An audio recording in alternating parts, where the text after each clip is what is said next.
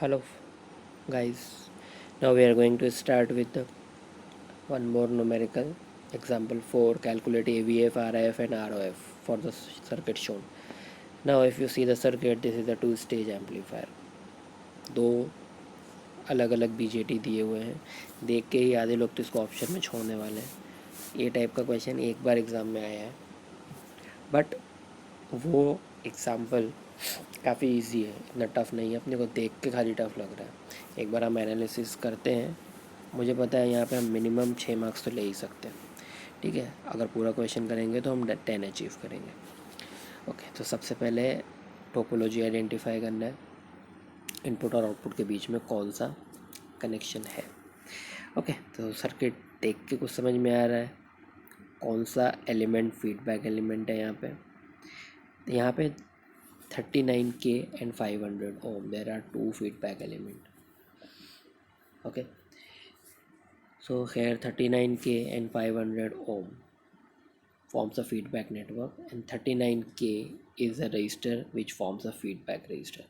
Means अगर सिर्फ output amplifier की बात करें तो 500 ओम फीडबैक एलिमेंट है, और अगर पूरे सर्किट को चेक करें तो ये आउटपुट से इनपुट को कनेक्ट कर रहा है 39K. तो 39K register is a feedback register जो हम कंसिडर करने वाले हैं. सेकंड, सीरीज़ है या शंट, रिमूव करके देख लो, सर्किट पे कोई फ़र्क नहीं पड़ता. तो ये शंट है. ओके, अगर 500 ओम को रिमूव करते हैं तो वो सीरीज़ में आ जाएगा. तो यहाँ पे हमें 39K से मतलब है इट इज़ इन शंट. अब ये शंट में है तो क्या रहता है हमारे पास, इनपुट साइड का कंपैरिजन. शंट कंपैरिजन मतलब करंट कंपैरिजन. अब करंट कंपेयर हुआ तो हमें IF निकालना है. IF is basically output total जो भी है into same branch resistance, opposite branch resistance. कौन सा होता है का CDR में current divider rule, total current into opposite branch resistance divided by total resistance. तो बेसिकली 500 ओम और 39K इसके बीच में ही वो डिवाइड होता है. IF is IO into opposite branch that is 500 ohm divided by total resistance 500 ohm plus 39K. IF का value आ गया 500 divided by 39.5 kilo ohm into IO.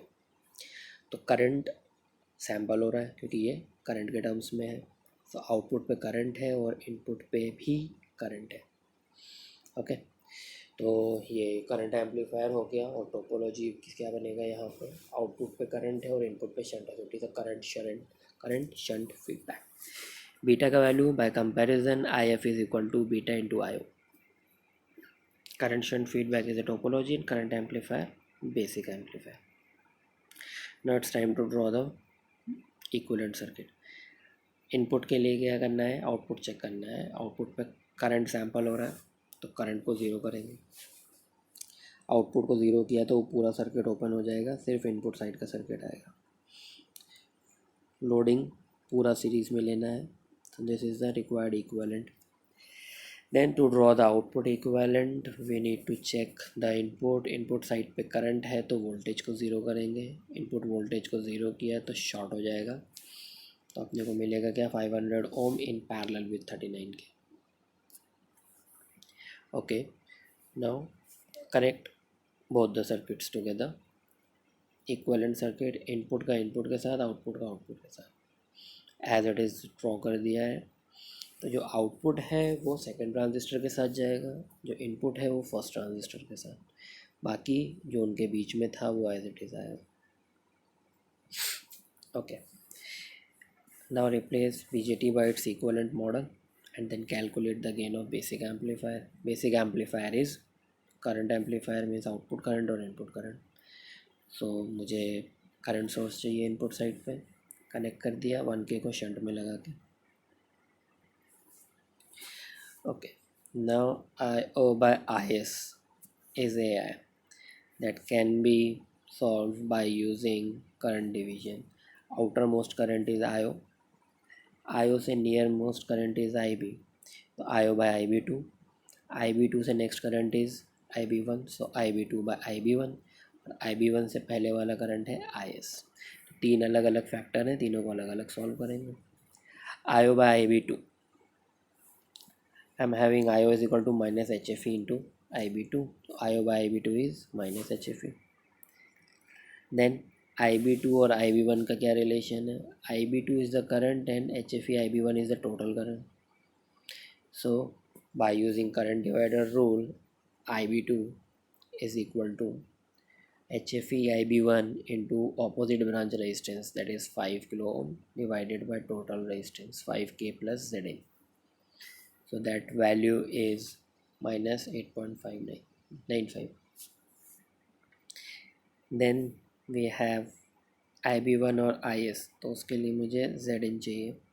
तो it is HI plus 1 plus HFA into that parallel combination. Okay, so IB1 is equal to total current IS into opposite branch resistance, that is 1k parallel with 39.5k divided by total resistance. Yes, so after solving this, that value is 0.495. So all three multiplication provides AI equal to 443.02. So this is AI. Now calculate D, that is 1 plus A beta. 1 plus A beta is 6.60. Now calculate feedback AIF. So divide 443.02 divided by 6.60. So AIF is 67.12. Now the calculation asked in the question. AVF is VO by VS. Okay, so numerator denominator दोनों में ही current चाहिए, तो दोनों को ही change करो. I O into R O, I S into R S. I O by I S is nothing but A I F. R O by R S is that resistance, output resistance, and RS. So 60.12, RO 5k, RS 1k. So we have AVF 335.62. And what about RIF? Since we are handling current amplifier, so input should be low and output should be high. So RIF means RI divided by D. And what about RI? RS plus 39.5 plus HI.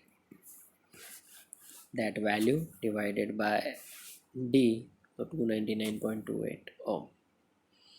RI को यहाँ पे भी हम current और voltage source के through देख सकते हैं. So this is through voltage source. If you can say you can calculate through current source. तो ये तीनों पैरेलल में आएंगे. RS पैरेलल विद 39.5 के पैरेलल विद HI, बट यहाँ पे हमने वोल्टेज सोर्स कंसिडर किया. Similarly ROF, that is simply RC, and since this is a current amplifier so it's required high, तो उसको मल्टीप्लाई कर देंगे D के साथ. ROF is equal to 33.33 kilo. Okay, so this is the end of our chapter. Negative feedback amplifiers, theory और numerical दोनों भी उतना टफ नहीं है जितना देखने में लगता है. Just follow the steps, you will get the solution of each and every numerical. जितना होता है उतना सॉल्व करना है. Okay, so utilize your time within this lockdown period. When this lockdown will lifted, we will have schedule of our unit test as well as our final examination. Thank you and all the best guys for your examination.